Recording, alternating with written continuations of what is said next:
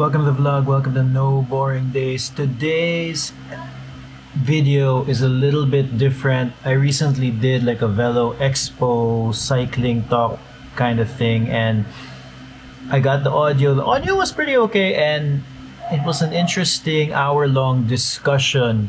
So I thought I would share it on the vlog as like a podcast-esque type video. It might not be your thing, so feel free to skip it. But you know, if you want to learn more about cycling, about King Lim's story, about Velom, about Taiwan KOM, about cycling in the pandemic, maybe a little bit about how I started, feel free. You might enjoy this this discussion with Kristiane Lim, fellow cycling vlogger and elite triathlon. That dude's fast. Michael Flores, the owner of Velom Cycles, very nice bikes. And John Pages, he's the chairman of the Cebu City Sports Commission. And of course myself in this cycling discussion. Hope you enjoy that video. Maayong hapon to everyone and welcome to Cycling Talk. So we're going to spend the next hour talking about our favorite sport. And we're very privileged, no, Mike, to be here with some very distinguished cyclists. So let's get it started. I'm going to be the moderator and we're going to have a free-flowing discussion. And first, I'd like to ask our panelists here, led by our top triathlete and cyclist and coach, Kristiane Lim. No, King, can you tell us how you started with biking and why you love this sport? I started cycling just a means of a sport, really. At the beginning, I did cycling because I wanted to participate in triathlon. It wasn't until like about 8 years into the sport that I started to enjoy cycling. At first, I kind of just wanted to be, the goal was just to win races and be fast. And after I registered for Taiwan KOM with Miguel and the group of the Velom guys, that's the time I started to explore more, and that's the time I really appreciated cycling because you know, the barangay roads of Cebu, the mountain roads of Cebu. That's when I started discovering some beautiful sceneries here in our island. If you don't know, Cebu is one of the better islands here in the Philippines when it comes to cycling. We do have a lot of competitive kids, and we do have a lot of competitive cyclists here in Cebu. So, yeah, as I've said, I started with triathlon. It was just a means to a sport, you know. But I started to love cycling about 2018. That's I started to be in the community more. Instead of being around with triathletes, now I'm being around with the pure cyclists now. And I have embraced, I would say among the three sports, I love cycling the most. Although it's my weakest, but it's something that I really enjoy. Weakest, pero perting kusuga kaayo, no? King, thank you so much. Next, we'd like to ask Carlo Villarica, of course, the founder of a very popular YouTube channel, no? YouTube vlog, No Boring Days. So we can see it here in the back. Carl, hi, can you tell us a bit more about your background with cycling? Yeah, so my name's Carlo, and I started cycling mostly as a means of commuting. So, you know, I was driving a lot like most people, and, you know, I was really getting sick and tired of spending 2 to 3 hours in my car not doing anything. And I remember we traveled with the family once in Europe, and I believe it was in Copenhagen, and everybody cycled, and it was amazing to me.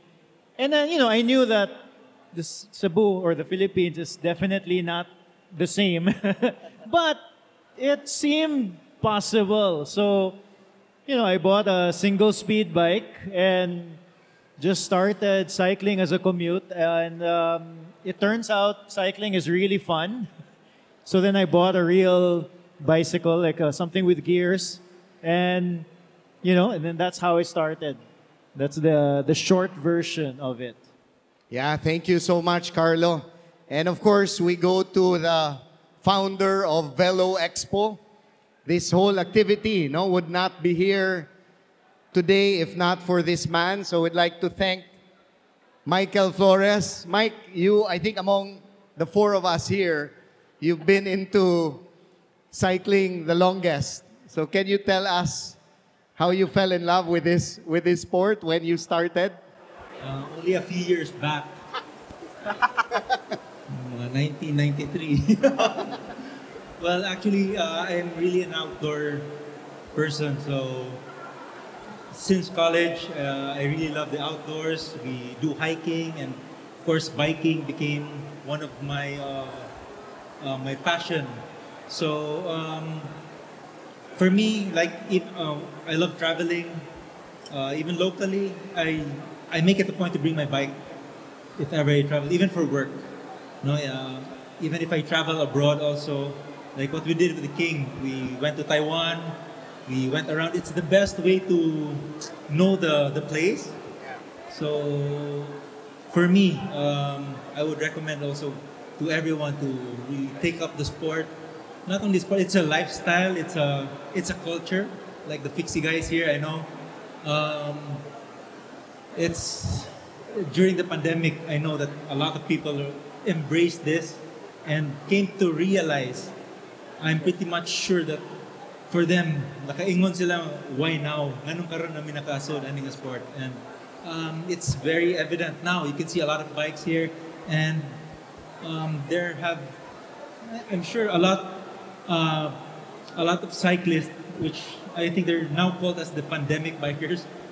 Grabe ang boost sa cycling community, not only here in the Philippines but globally. So I'm really happy that morning sport karon and it's thriving, and I hope continue sa siya. Thank you, Mike. And you talked about going to work, no? And I know you go to Bacolod, all the way to Bacolod on your bike. Diba? Crossing Don Salvador all the way to Bacolod. So I want to go back to Kristiane Lim. King is one of our top triathletes. He's now a coach. And a few months ago, just on 3 weeks' notice, he did the full Ironman. So he said earlier that his background is really into running, swimming, and biking. But King, unsa may for you now that you just mentioned that you're more into biking, what makes biking different, no, compared to kita tigran man sadta and swimming? I would say it's closer to running than swimming. Swimming is basically a sport. You don't really see collegiate swimmers after college. They are still swimmers because there's very less in terms of community, and there's very less culture in swimming. Compared to biking and running, we do have a community. A few years back, we have the running boom, and now during the pandemic, we have the cycling boom. So a lot has taken up cycling. So what I can say about cycling that makes it a lot better than the other two sports is that we have a bigger community, and we have also a broader community. As you can see, we have different bikes. We have triathletes. We have fixie riders. We have mountain bikers. We have gravel riders like Carlo. So it's really a lot of, it branches out a lot. But at the end of the day, we all love cycling. And also, the beauty of it is that you get to explore a lot of places. You're pretty much limited when you're on foot. It's slow, so it's very difficult to reach places compared to cycling. You can basically, if you're stupid or crazy enough, you can basically tour around Cebu and on a bike. So depending on your idea of fun, then your imagination is the limit for cycling. Yeah, thanks, King. Now, talking about the community, the biking community has really grown. I want to ask Carlo. Carl, No Boring Days has become a very, very popular go-to place for YouTube, no? Many of us who are into cycling, I think when we go to YouTube, we end up going to your vlog or to Christian's vlog. Can you tell us a little bit more on how you started with No Boring Days? Oh, the vlog. So yeah, the vlog started because during the pandemic, when the pandemic first started, there was the real lockdown where you couldn't go out, and I had a lot of free time, so I decided I could try to learn video editing, and that's how it started. But to be honest, I talked to King like a couple of months before that, and he was talking about the vlog, and there was a big influence in starting it. It's a big difference when you can see somebody in the flesh who's done it before. And I don't know what maybe that was like 2019 when I talked to you, Bay. And We did in a podcast. yeah, we did a podcast, and I was like, oh, Murag, I mean, obviously we're very different cyclists, but it showed me that, if you could do it, then it's just possible to do. And that opened the door for me in terms of like what's possible in terms of YouTube. But really, it was just trying to learn to do something while I had free time, and fortunately, a bunch of people watch it. No? Well, talking about a bunch of people, you even have one YouTube clip that has, I think, 113,000 views. I think it was the one where you were giving tips on climbing. Yeah. So that's a good bunch, 113,000. King, I know, also reaches nearly 100,000. So we've got to give it up for these two guys helping popularize the sport. I want to go back to Miguel, no? Mike, can you tell us how you started Velo Expo many years back? Actually, it didn't start as Velo Expo Git per se. It was a group of friends, Cebu Cycling. We really wanted to play with our bike and try to have the lightest bike, and just it's like a talking piece. We just stay in we went to one of the restaurants here and just placed our bike there and just chat. It's pretty common for cyclists, labi na ka ng avid cyclists, to just talk for hours, even just staring at one bike. No, kay bisan sa balay manggali, I just look at my bike and my wife knows me now, so di na siya mahibong. But it's passion. It's what drove me, and right now I'm really blessed with my family because they really gave their support in helping me out. I honestly couldn't do this without them. My kids are like doing all the registrations. It's a whole family affair. How many years na ni karon, Mike? It's the supposedly sixth year already. But we skipped 2020. Yeah, because of the pandemic. But last year, we were here last year. Yeah, we were here, and thank you so much, Miss Marisa, for helping us out. And now it's so nice to see that people are really coming and embracing this hobby. So now we would like to move on to some of the memorable experiences that you've done, no? So Carl, I want to start with you. I know that a few weeks ago you were in Nueva Ecija and you also were in Clark for some pretty big events. So we can see some pictures here flashed on the wall. Yeah, so that was 2 weeks ago. I joined the Philippine Cycling Festival gravel race in Clark. That one was a really big event. Like they had like 800 participants, so it was really popular. A lot of people from Luzon. We were the only three from Cebu, so that's me, Mick Galore, and Sep. So we were the only three from Cebu. We had a lot of fun. In fact, this course was almost 50K. I wish they made it longer. Super fun, gravel race. And the one in Nueva Ecija was a UCI sanctioned one. That one was hard. Yes, that one was really hard. I managed to qualify for the world's UCI something. When is that, Carl? I'm not sure. I think it's next year. So you're going. Well, if somebody wants to sponsor a trip to Italy, sure. Yeah. Your Tita Marisa is here, so she can sponsor you. Yeah, we'll see. We'll see what happens. So that's for next year, the World Gravel. Yeah, there's one in Championship. 2022. I am unsure. They just announced it yesterday or 2 days ago that it would be in Italy. How many kilometers was the whole route? This one in Nueva Ecija was about 80 something, about 80 to 90% off-road. And it was really fun. And I think one of the reasons why, like, in the US, you can see that gravel races are one of the most popular races in terms of participants. It's because it really attracts a lot of types of people. So, like, you can race it, or you can just go and try to finish, no? So it's very much like you know how like a fun run is here in Cebu.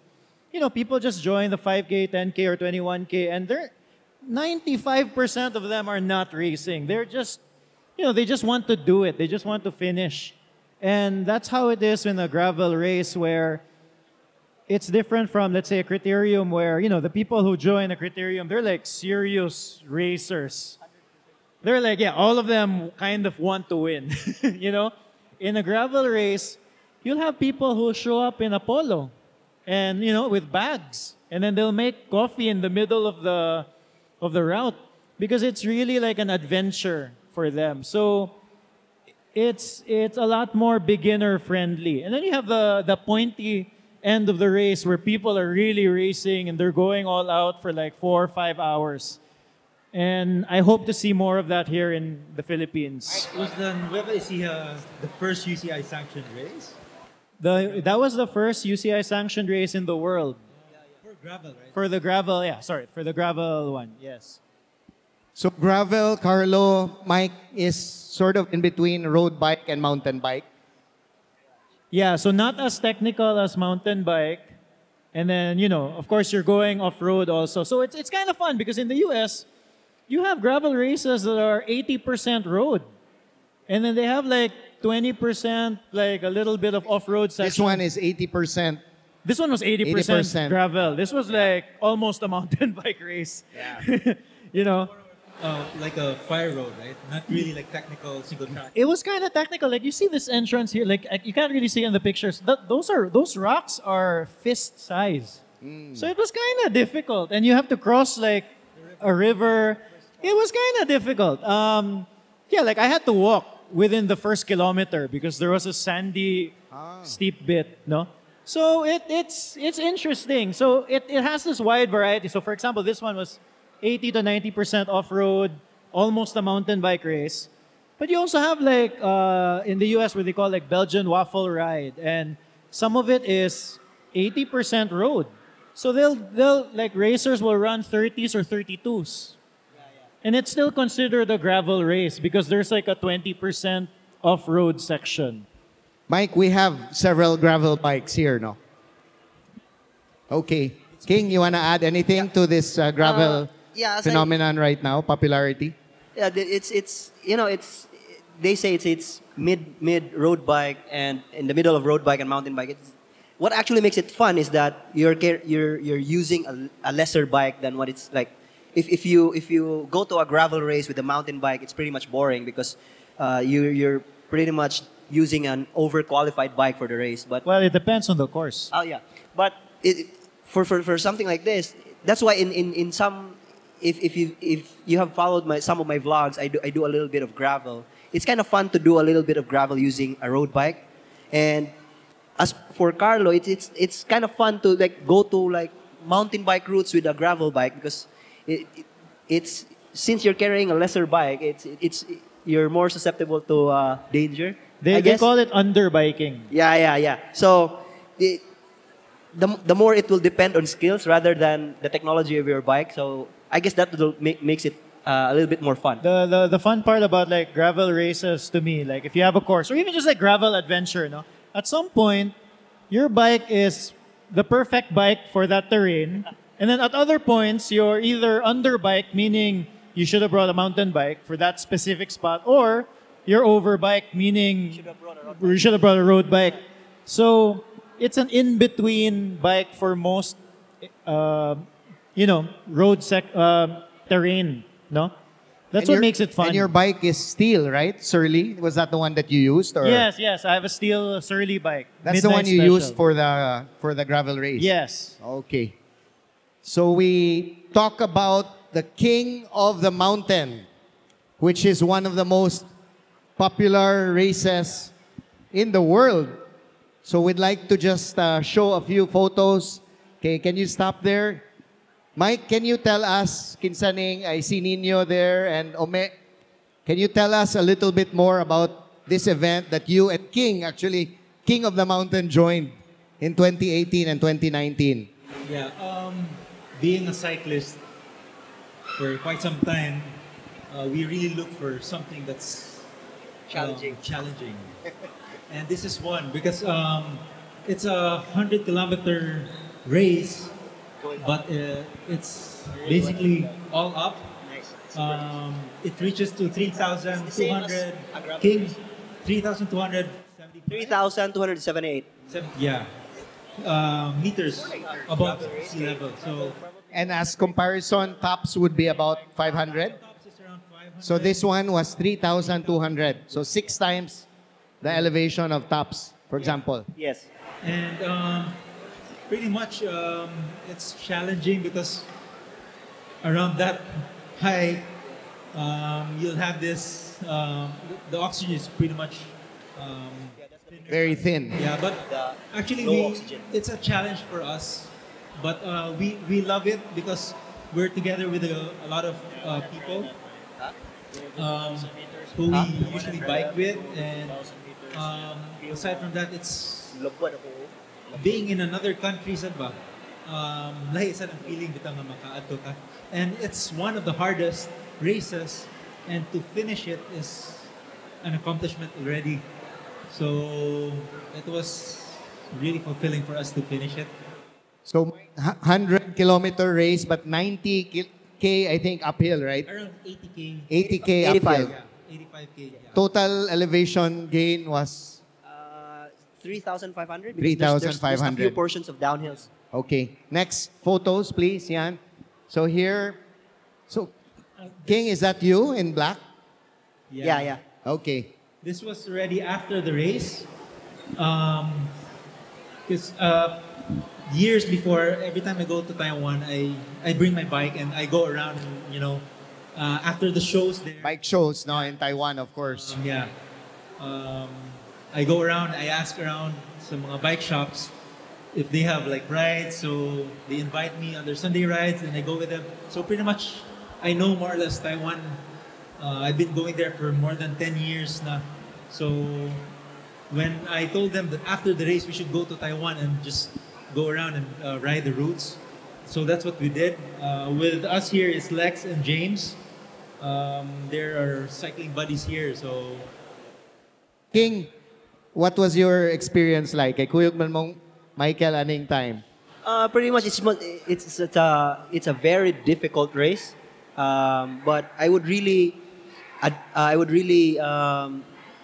would like to invite all of the avid cyclists to try it because Taiwan is a very beautiful place, and as just like a gravel race, I would say, with Carlo, at the end of the race, the pros at the front are racing, but basically everyone there, including me and Mike, are just trying to finish. It's a very difficult race.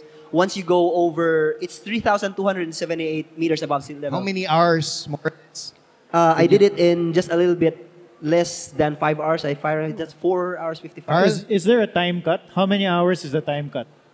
It's 7 hours 10 if I'm not no, mistaken. 7 hours, I think, last 20K. Yeah. Below 3. Yeah. There's a certain tree there that if you reach there before 7 hours, then you're good. You'll be allowed to finish. But the biggest challenge really is that we don't have a place like that. As you've mentioned earlier, Busai is just around like 600 meters above sea level, and that's 3,278. By the time you reach 2K above sea level, the oxygen is very, very thin. It's very hard to breathe, and breathing alone, and like just doing nothing is difficult. How much more cycling uphill? So that high elevation, King, lahi yun. Yeah, it's different. I mean, we read about it, diba?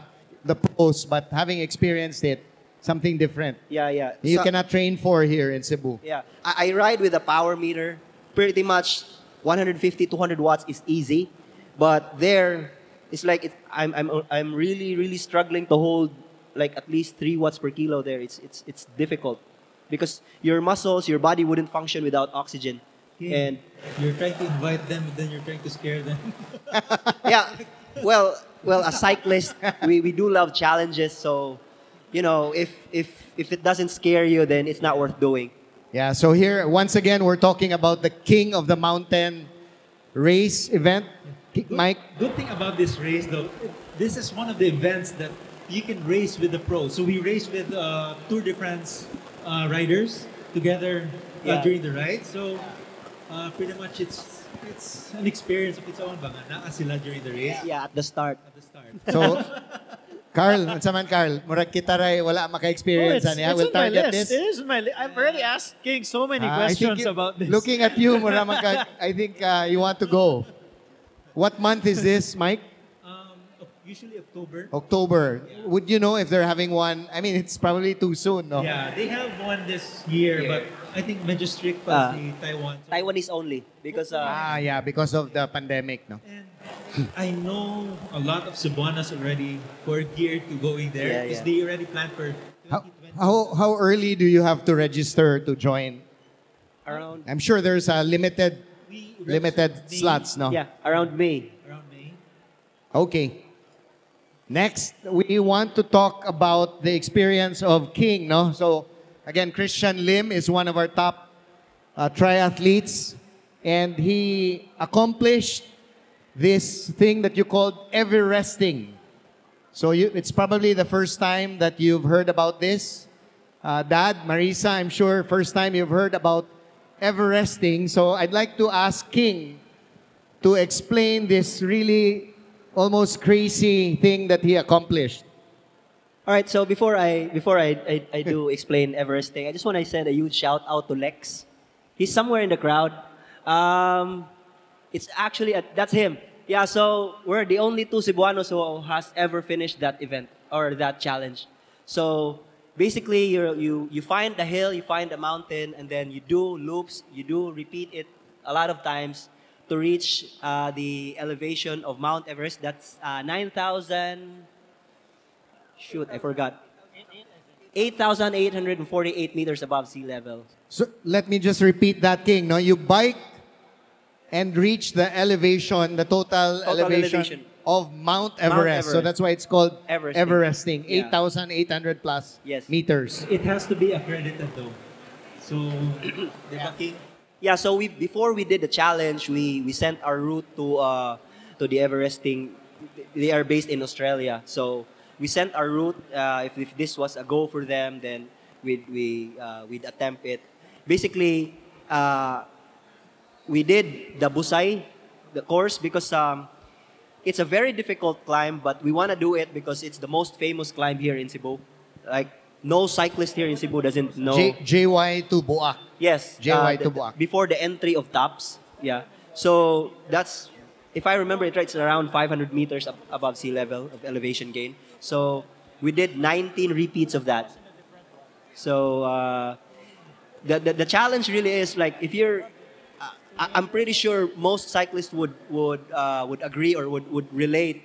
When you start cycling, one of your bucket list or one of like your a checklist to tick is that if you have finished Buak, like you're basically it's a gauge of like you're a good cyclist if you manage to ride from JY to Buak without stopping. So just doing one is especially for a beginner is ridiculously difficult. But yeah, so we did it 19 times, around 20 hours give or take. So yeah, that was that. It was difficult. I'm not looking forward to doing it again, but I'm super happy I did it. So once again, just to recap, no, Kristiane Lim did the JY Square to Buak ride. Partner James, You listen to this, 19 times, huh? JY square to the foot of tops 19 times.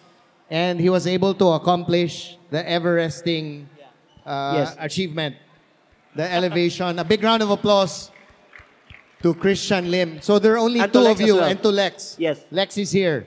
Yeah. So only two Cebuanos. I think the third one will be Miguel. The fourth one will be Carlo.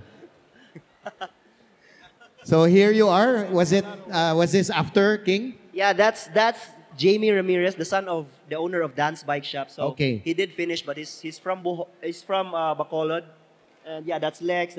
That's some of our buddies who did the challenge with us, but unfortunately for some didn't finish. They have issues with their knees. Some just feel like they ran out of energy. It's well, as I've said, if it doesn't scare you, it's not worth doing. This one we were 7, and then only 2 of us was able to finish. So once again, an amazing achievement. Okay, so I think all of us recognize what this is. The CC Lex bridge. And 2 out of the 4 of us here were very fortunate, no? Swerte kayo that they were able to bike on the CC Lex bridge. Hi, Joel. CC Lex bridge, so I'm talking about Michael and King. So can you tell us, Mike, your experience? I think this was just 2 weeks ago, no? Swerte kayo, they were able to bike on the CC Lex. Yeah, we were blessed that we were invited by Princess Galura. Princess Galura of Ironman to ride the CC Lex. We were asked out actually Like 2 weeks ahead. 2 weeks. 2 weeks. Yeah. We had to go there early because, of course, one, to make sure that it isn't traffic pa. They really had to cordon a certain portion, and we wanted to make sure that walay dili hangin, and we wanted the shoot to be before the Sunrise. rises. For the sunrise. Yeah. Pretty much, grabe. It was really nice kay one, aside from being one of the first to ride it on a bicycle, the roads are pretty much Very smooth. asphalt. And it was something different. Like, it felt like we weren't here in Cebu. Like seeing the mountains and the buildings from that point of view. It's really nice. Something to be proud of, actually, that we have this break. So we're talking about the CC Lex bridge, no? And how Michael and Kristiane were able to ride it a couple of weeks ago. King, we're mentioning this because in August, the Ironman race, after 3 years, will come back to Cebu. And one of the new things for the race is, of course, the cyclists. Carlo and I will be joining this. So we want to know from you guys, everybody is scared about the crosswind, no? I don't know about the elevation. It's probably not too steep. But can you tell us about the possibility of crosswind for the Ironman race? Yeah. Actually, coming from SM, it's a bit steep. Yes, yes. Steep. Yeah. Just be careful though, because the tarmac is pretty much smooth, and it makes you want to like speed up. You have to be careful because the bridge is quite high, and around the time the cyclists would pass there, we're almost 100% sure that there will be crosswinds. And those who are new to cycling, especially if they're on their TT bikes, when they put their arms on top of the handlebars, they will have less control of the bikes. So King has tips from his blog, so maybe you can expound more, King. King, can you tell us a bit more on the tips, maybe for those who will join the race? Yeah, so basically this is just an assumption because I haven't ridden CC Lex on a windy day. As Mike mentioned, we did the photo shoot very, very early, so the wind hasn't picked up yet. But the barriers are quite tall enough to shield a little bit of your bike. So I would suggest try to ride as close but as safe as possible to the barriers. That would at least alleviate some crosswinds off your bike because knowing from experience, I did all versions of Ironman here in Cebu. SRP is never not windy. So that is around, if I remember it right, 70 meters above SRP. So, and basically it's above a body of water. So the wind can really pick up. So, and then the problem is since CCLX is a bridge, that's, I would say, I don't know the term, but it's perpendicular to the SRP. So it's not a headwind or a tailwind, but it's a crosswind. So it could be really debilitating for the newer riders if you are not very, good at handling your bike. It could be a little bit dangerous. So just something to think about. I think they will open up the bridge by July. So by then we can ride at the bridge. There's a bike path at the sides. We can ride at the bridge during the hours where the winds will pick up the most, or during the race hours. So basically, we can get a good sense of the wind or a good sense of race conditions. Then maybe if for some of us who races Ironman, we have the wheel choices. It really helps if you can go for a shallower wheel on a windy day, because if you have like those deep wheels and then the wind will just push you around, you'll be just wasting energy rather than going forward. You're using your energy to control the bike. Carlo will be joining the bike leg for the Ironman race. Carl, you have any questions for the two people beside you? It might get too involved if I ask right now. No, because I want to try. I'm still going to use my gravel bike, but I want to try putting like aero bars on it. But I've never used aero bars, so it might get too involved for this. Aero bars on the discussion. bridge. When do you use it? Climbing up, or it's mainly for flat? Basically, on the flatter sections, you use the aero bars, but I would suggest use aero bars. As the name suggests, it makes you more aero. If you're more aero, then you're getting less hit by the wind. Just try to make sure you practice using it. Practice cornering with aero bars, because when the wind picks up, or crosswinds hit you, your intuition would really hold onto the base bars, which is the last thing you would actually want to do. If you stay on your aero bars, you're more aerodynamic, lesser wind is hitting you, so you're less susceptible to crosswinds. So, where's a good spot here in Cebu for like aero bar practice?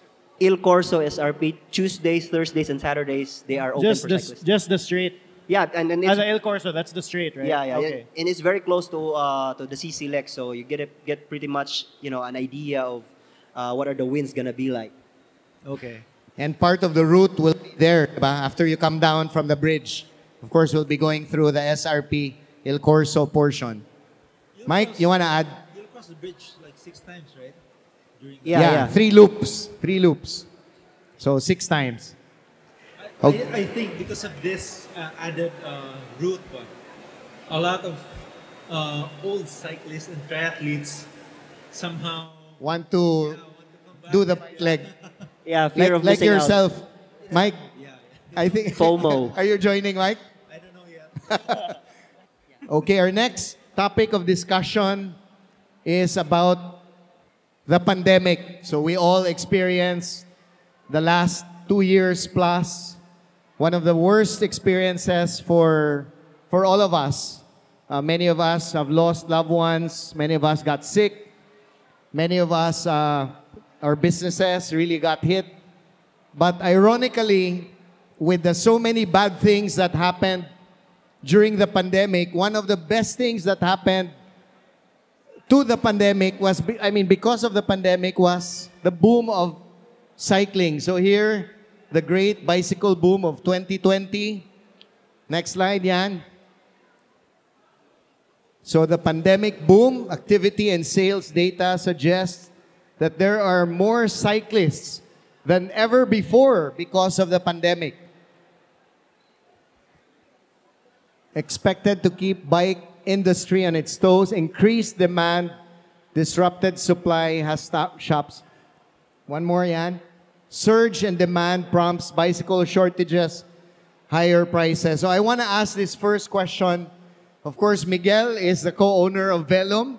We've got a very nice set of Velum bikes here on display at the center. Mike, can you tell us what happened to cycling, the bike industry because of the pandemic?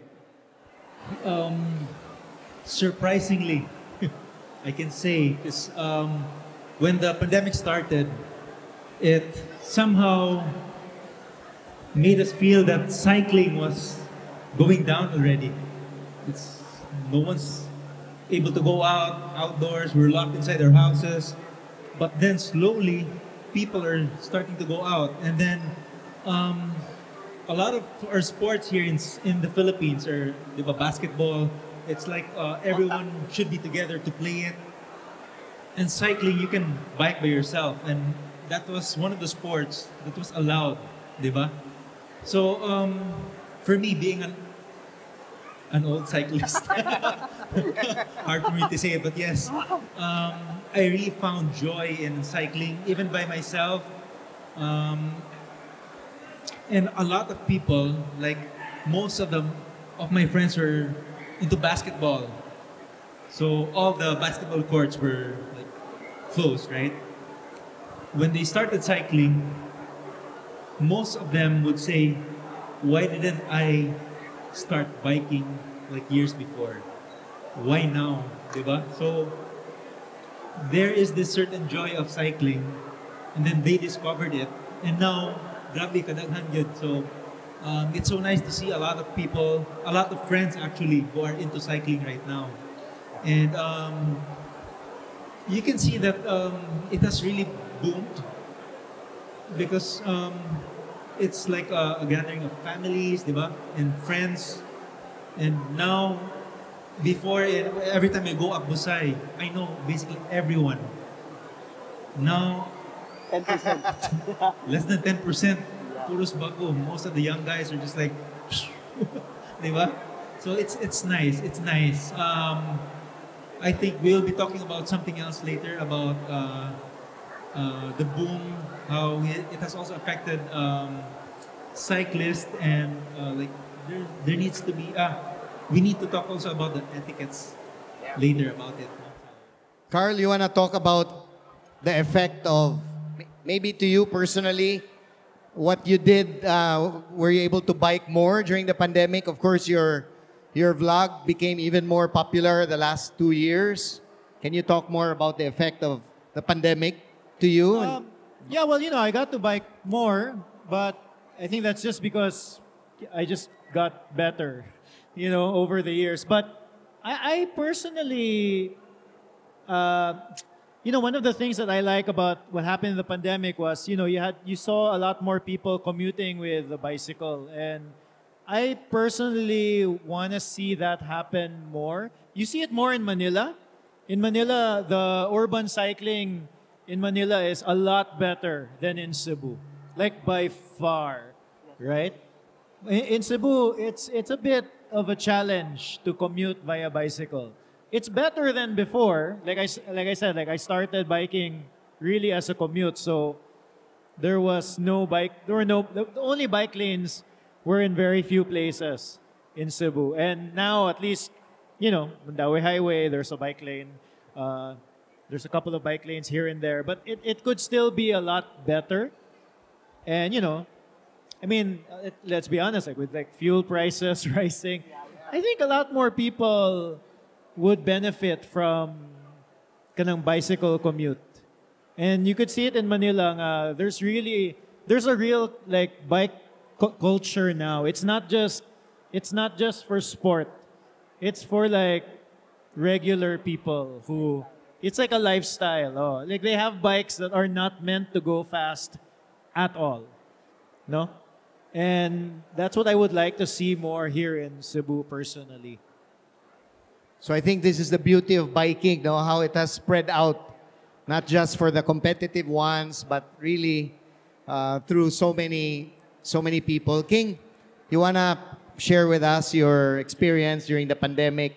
Any thoughts on the boom of cycling? Yeah, as with the same with on the competitive side of it, we do see a lot of young talents that have sprouted from during the pandemic, and we have a lot of teenagers. We have Team GAM Cycle, Team Indianos here in Cebu that they are producing good quality riders that are now racing in Manila.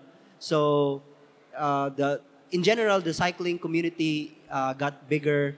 So it came with that a lot of like young talents, a lot of new faces, a lot of new prospects, and there's a good promise for Cebu. Especially, I would say that Cebu is one of the hilliest islands here in the Philippines. So we have a lot of good climbers here. So and it's showing in results in races in Manila. So that was that, and then in general, it really helped my vlog, Carlo's vlog, because people are now into cycling, and then they're looking for routes. They're looking for like inspiration, and yeah, and it's super nice to be able to inspire everyone to ride a bike. You know what's Mike. nice about during the pandemic? Even us old cyclists were able to discover a lot of routes Yes. that we didn't, Yeah. we just saw it during the pandemic, and then like me and King, we went to Ablayan Peak Yes. with a few friends here. We were surprised that it was really that nice. We didn't know that we have that in Cebu. If not for the pandemic, maybe Yeah. wala mo to dito, Mike. So true, so true. Then Cebu is such a cycling haven for me, because we're blessed to have this routes, diba? Yeah. Just a kilometer away from our house, we can go up or just Wait, you should qualify. It's a cycling haven if you can climb up hills. If you cannot, you're like King, it's ah. a bit difficult. So Mike, the parts and all was really a problem during the pandemic because of the demand. Yeah, first of all, there was a problem with the shipping of things, Yeah. and Logistics. all the factories were closed, so pretty much all the prices went high, and even the second-hand parts were just like selling like hotcakes, more than the SRP price, right? But Yeah, still, yeah. people were still looking for it, and it's here to stay. I hope not. Mike, you were talking earlier about the advantage and beauty of Cebu, no? For cyclists. Of course, we're biased kay taga diri man ta. Pero having traveled and biked in many places, not only in the Philippines but around the world, so tinuod gini that Cebu is really one of the best islands for bikers, for cyclists. For Yes, me, yes. yes. I would say I did training camps in Laguna, in Luzon, and I did training camps in Bohol. But the beauty of it really is that you live in the city, you go up Trans Central Highway, that's already a cycling haven, and then so yeah, and if you just kind of explore the areas near Osmeña Peak, it's like most of it is in concrete now. If you have just if you explore there, it's very beautiful. I Carl. think one of the best things about living in Cebu, let's say in the cities of Cebu, is that if you want to have a nice bike ride, it's not far at all. So I went to Manila and then wanted to go on a bike ride. I did 20 kilometers of city riding before we actually went to the actual route. the actual spot. Yeah, like Antipolo or something. And it's super nice. Antipolo's really nice, but You have to pass through the traffic. 20K of city riding. It's a production actually. Oh. Some they have to just bring their bikes to cars before they go to Oh yeah. Here, like, Just go out of the house and you go out, take a right turn, and up, there's the route. That's one. Yeah. So Carl, of course, we're really talking about the hills that we have in Cebu, no? We don't have it's anything else. mostly hills, yeah. Yeah. So how close the hills are to us, and we're able to have a good workout right away. Yeah, what we do not have are like carless flat areas. Well, I mean, Yeah. naman, but they're like, Well, here they're really far away probably in from the city. Mandaue, no? Here, the Criterium place closed every Sunday. The Balamban and Tabuelan Oh, yeah. is nice. Asturias, It's a yeah. production also to go there. Coastal Road. Just a couple of quotations, no? Maybe related to the pandemic. We all, one of the most common things that we heard was mental health. How difficult it was for all of us during the pandemic. So, tinood ba ni? You can't be sad while riding a bike. Mike, ikaw, you've ridden the most number of kilometers among all of us here. Is this something that tinood ni? Tinood yung kayo. Cycling for me is my somehow it's like a recharge. Yeah. No, it's a stress reliever for me, and it's my quiet time and my devotion time. Actually, sometimes I go out and it's though it's tiring, pero mentally, I come home like happy, refreshed.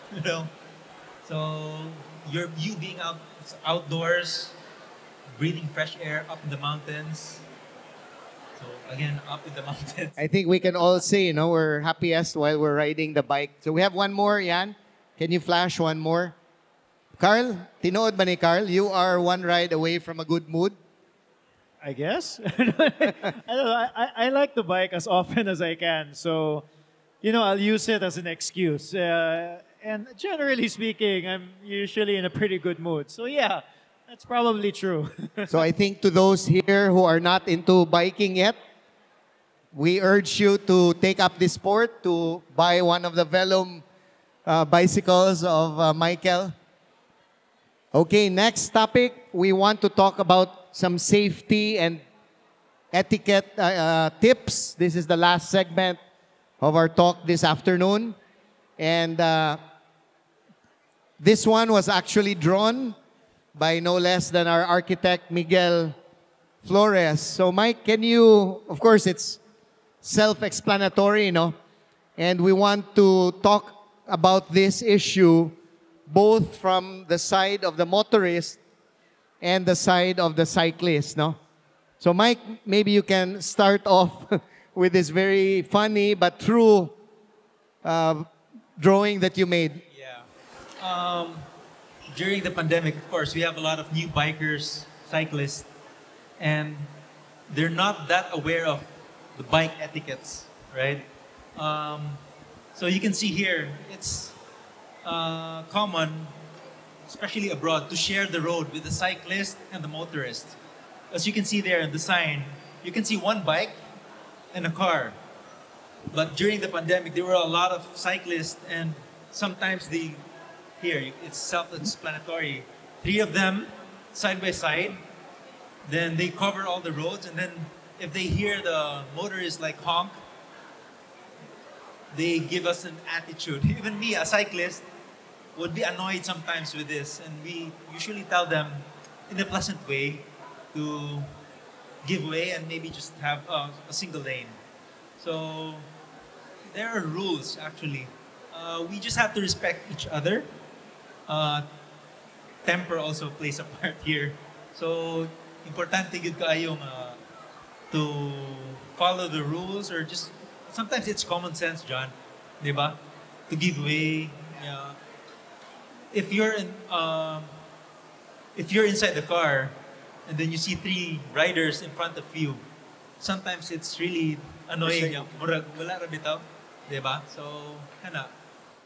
So I think this drawing by Michael is something that many of us here, even those not into biking, can relate to, especially when we go up Busay and we've got a group of cyclists. Although we're here talking about cycling, but this is something that we advise the cyclists not to do.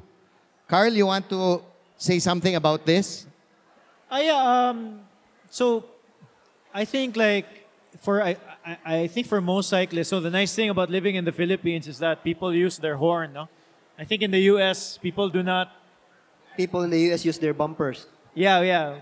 So people in the US, they don't use their horn. So here, a nice light horn just to let just to let the cyclists know that you're behind, and then usually the cyclists give way. Generally, it's probably a good idea not to get angry, although that's happened many times. No? But yeah.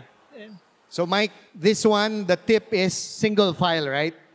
Because sometimes, you know, magkuyog ta, magsturya-sturya, and you forget that you're actually, unfortunately, our roads are just single lane, no, going up. So the message here, King, single file ta. Yeah. I mean, it's pretty simple. If you want to be respected, you should also show respect to the motorist. I also think like like me personally, I do not go up Busay all that often.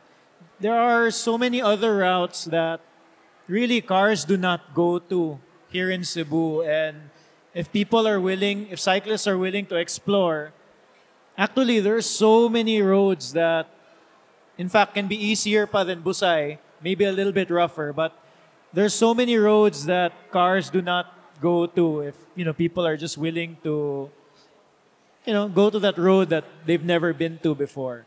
Yeah, less vehicles. Mike? It's basically more on respect than yun. There are times that you can ride side by side. Of course, kay magstorya mo, di ba, chatting. But if you know that there's a car behind you, then just, you know. Yeah. Because I think here, no, we always talk about respecting the cyclist, di ba? Yes. Giving way to the cyclist. But I think us who are into cycling should also respect motorists, di ba? So it's actually both ways, no? Okay, yan. Next, stay on your lane. Okay, so this one, unfortunately, we have all read so many accidents, no? Of course, motorcycle accidents, biking accidents, and I think this one, Mike, you're talking about kanang counterflow, no? Is this a counterflow? A lot of people, especially the new guys, don't know the routes. Sometimes they feel that they can, you know, maneuver like Busay. Especially there's a certain corner in Busay near Mr. A's. A lot of accidents happen there. They overshoot and they feel like they're like, kasi tawag na naging like kamote ba? Binking. Yeah. Know the route. Also know your limits. No? Kana lang yun because grabe, delikado yung tayo if you don't know it. King, you wanna say something Yeah, it's about safety? Yeah. more about staying in your lane. Basically, also stay within your skills. I would say there's a lot of people out there who thinks they can they can ride a certain way, they can ride at a certain speed, but in truth they're having a difficulty controlling their bike, especially going downhill from Busay. There's a lot of pretty sketchy parts there wherein it's a blind curve, and then if you go too fast, you'll overshoot in the next corner, and the next thing you know, there's a car coming at the opposite direction that could easily kill you. So I would say, ride within your limits as well, and within the limits of your bike. Yeah, and I think majority of the accidents are really downhill, diba? And as much as we want to promote cycling, of course, safety comes first. No, the last thing that we want is to have accidents. So don't do counterflow. Yeah, next slide, please. Sige, Mike, can you explain this a little bit more? Here, we're actually trying to help in a way.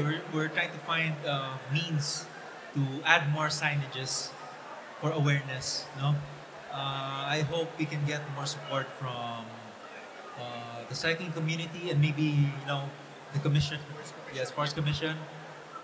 Yeah, so I think we should install more signages. But I hope people will follow the signages, no? Yes. But again, putting them up as reminders would help.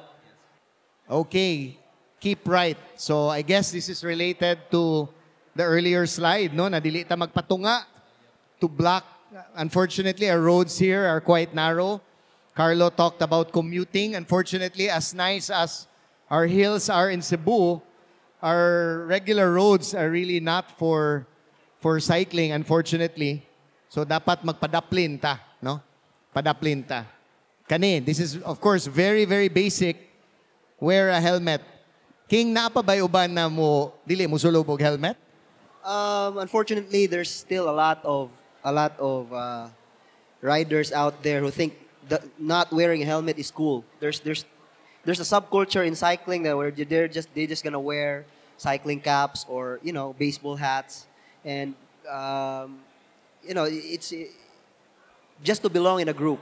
Unfortunately, we do have those subcultures, and we try our best to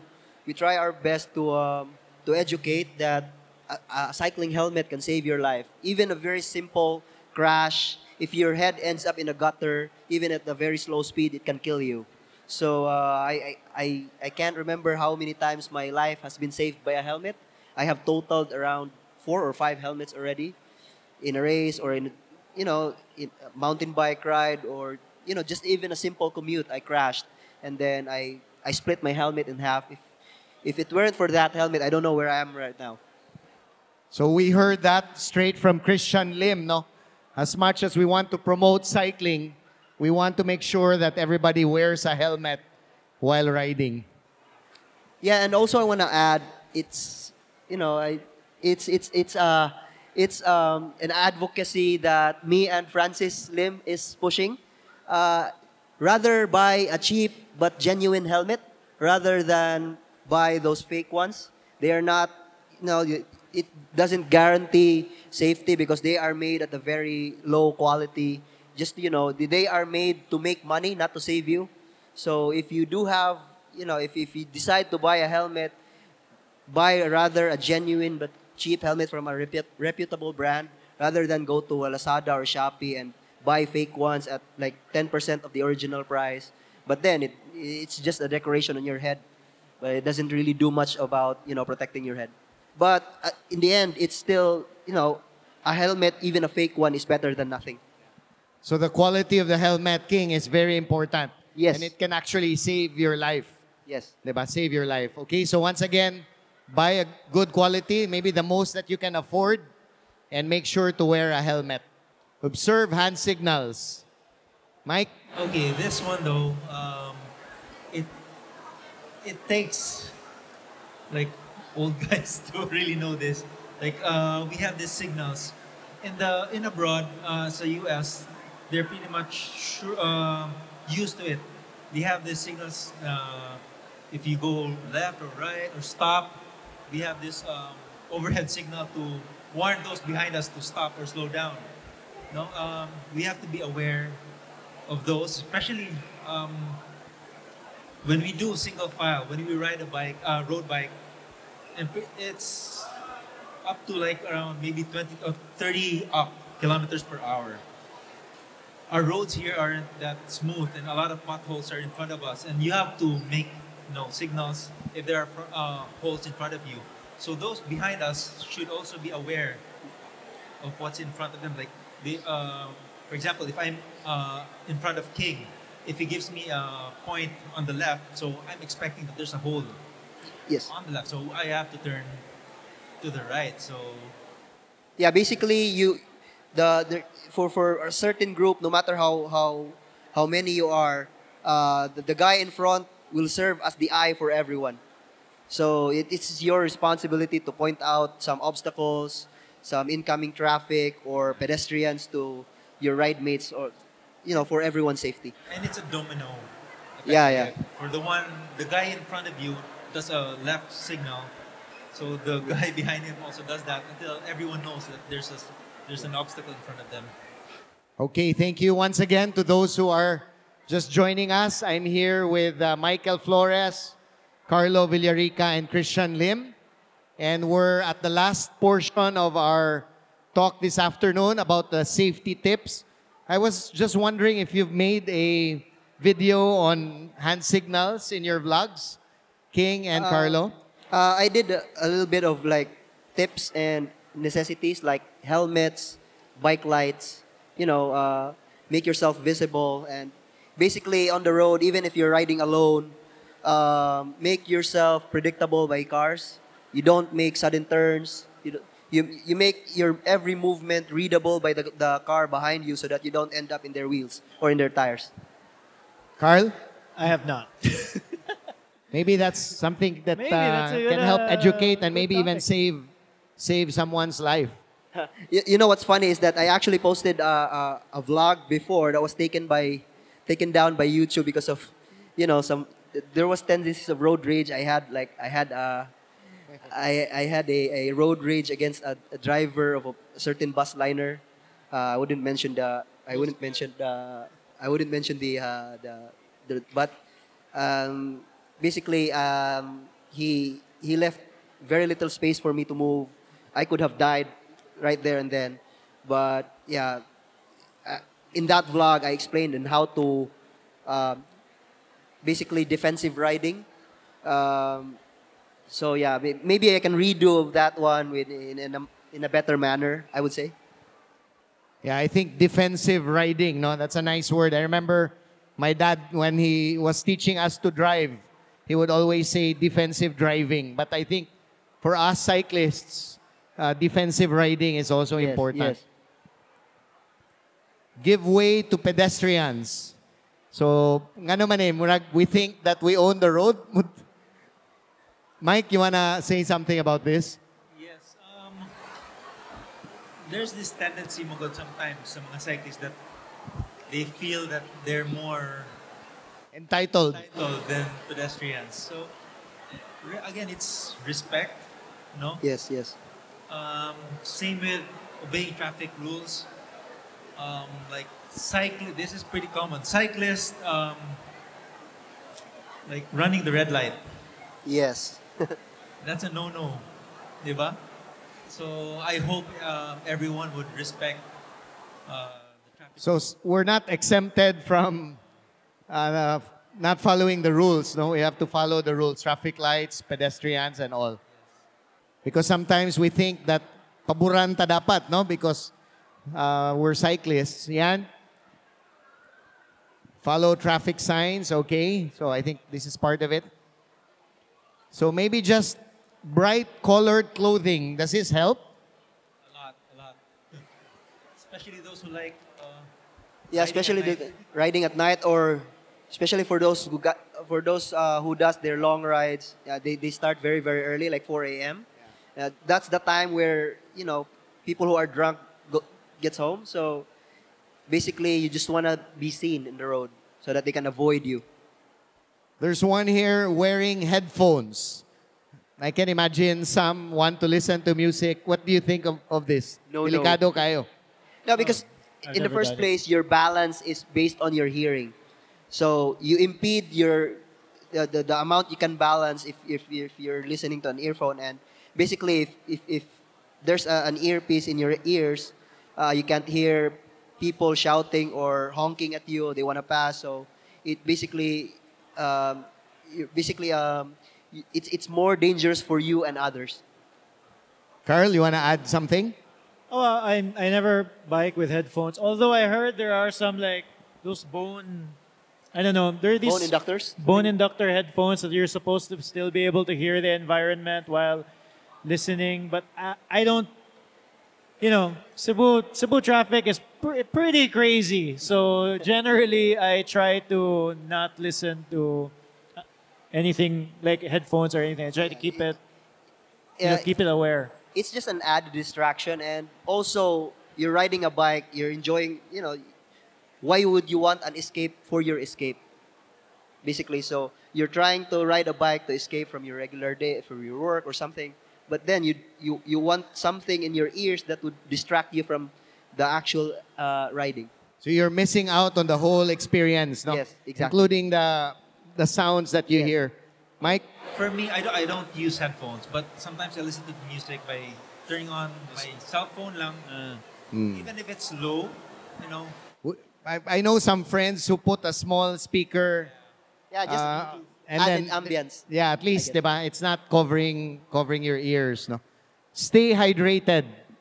How important is this? Today is a very hot day, no? Super important. Super important. dapat gali every 15 minutes, no? Yes. Even if you're not thirsty, you should drink. Take a sip.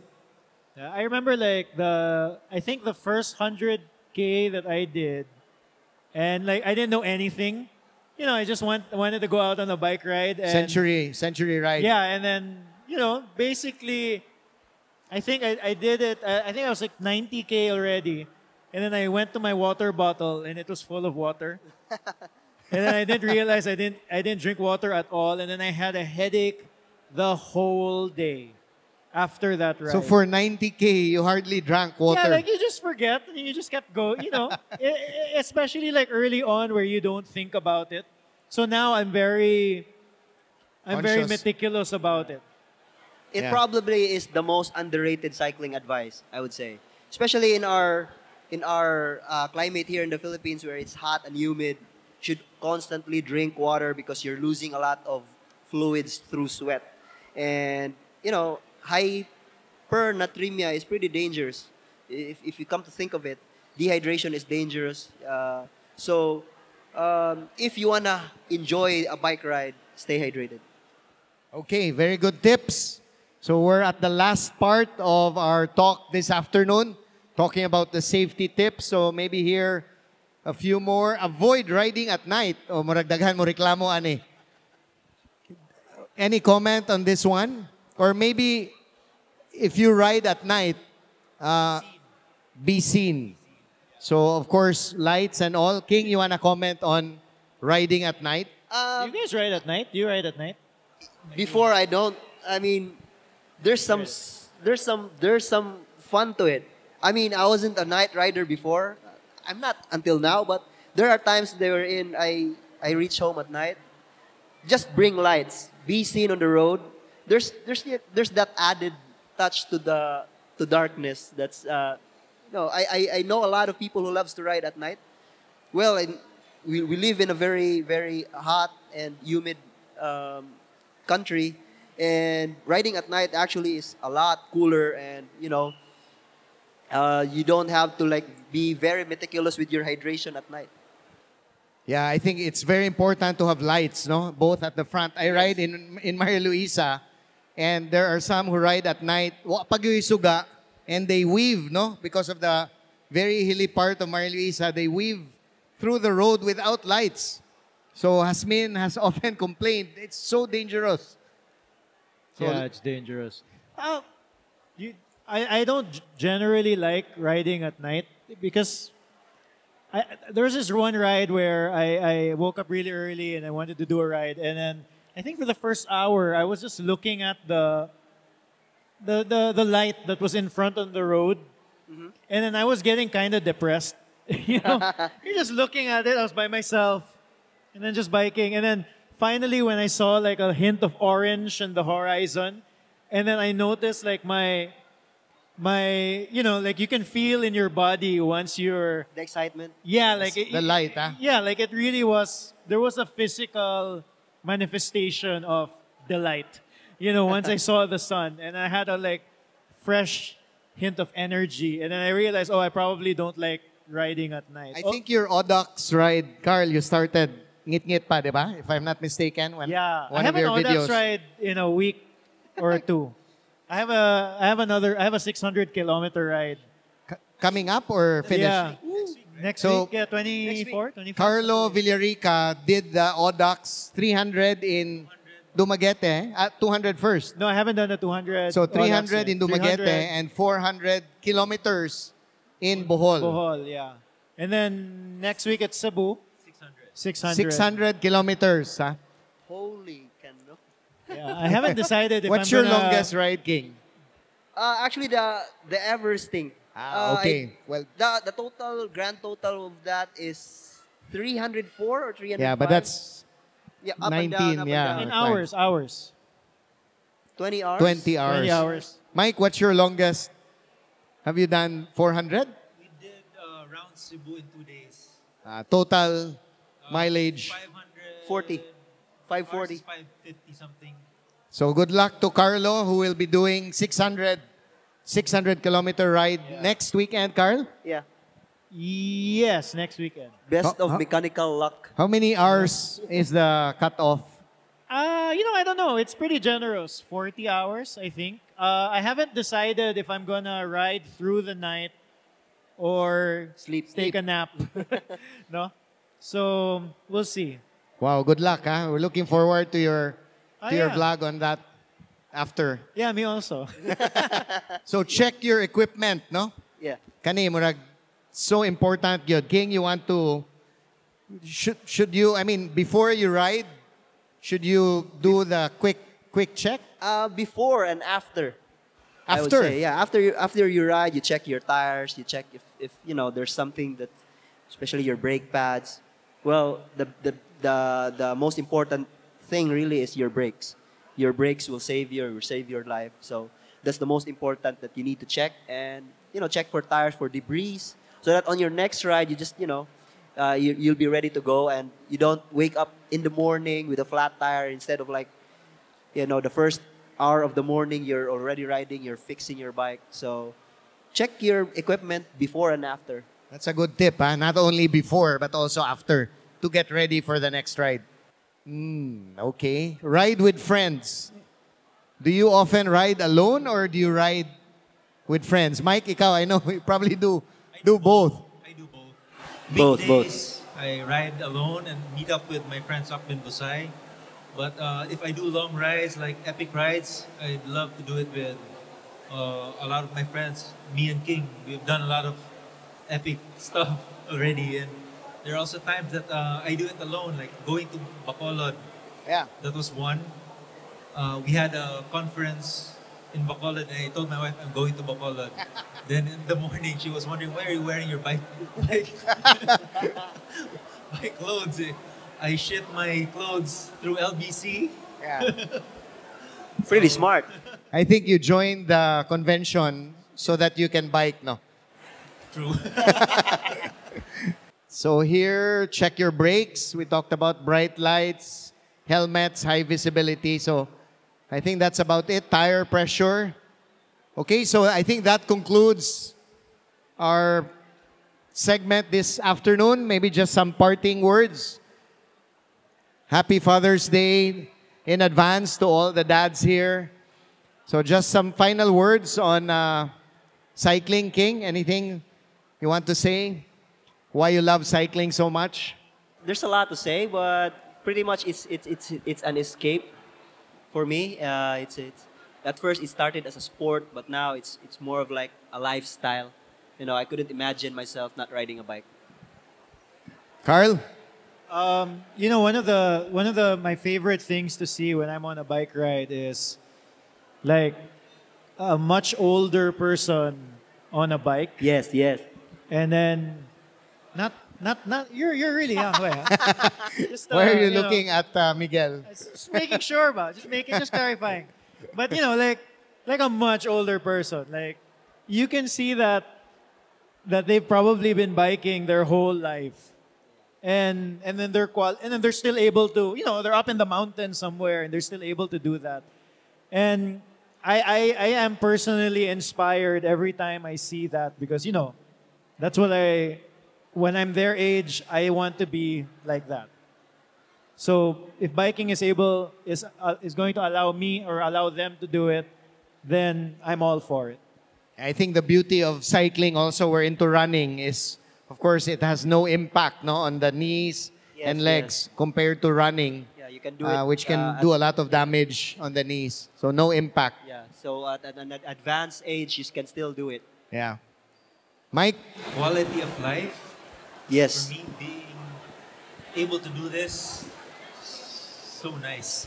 For me, it refreshes me. So even though it's a tiring ride, after I ride, like, lami ato, diba? And it's really nice to see a lot of people already into it. And I hope and I think it's here to stay. Okay, so that concludes our segment this afternoon. All Once right, again. that's the video. If you liked it, I'm always willing to try new things for the vlog, and if you enjoyed this long talk, like some of you may even know that I used to have this podcast called 032 Conversations, and I really enjoy podcasts. Unfortunately, the vlog ended up taking a lot more time, so I had to stop doing the podcast. But yeah, if you like that sort of thing, let me know in the comments. And yeah, no boring days. Please subscribe.